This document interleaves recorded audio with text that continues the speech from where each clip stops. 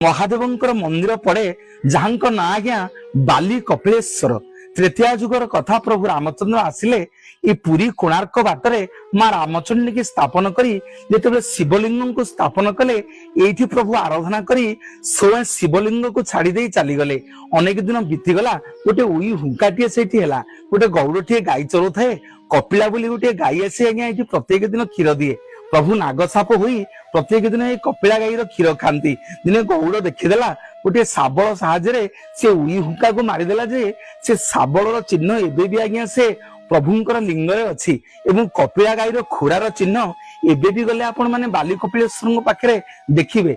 गाईटीर ना थिला कपिला बाली रे प्रभु स्थापन करथिले लिंग को बोली लोक माने तांको बाली कपिलेश्वर बोली कहिले। गौड़र माड़रे आज्ञा से गाईटीर मेरु हाड़ भांगी जाइथिला।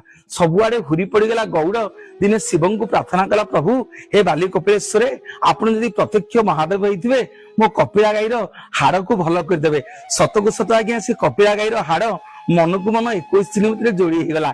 जदि आपण मानकर कार हाड़ भांगी जाइए हाथ गोड़ भांगी जाइए बहुत सीरीयस होता है ये बाली कपिलेश्वर पाखक जीवे तांकरी हुकुम रे आज्ञा 21 दिन में बाली कपिलेश्वर भल कर दियंती। आंठु रोग बात रोग जहांकर महिमा रे बिना औषध रे भल हो जाए सी होती बाली कपिलेश्वर। जय शिव शंभु, जय जगन्नाथ। महादेवंकर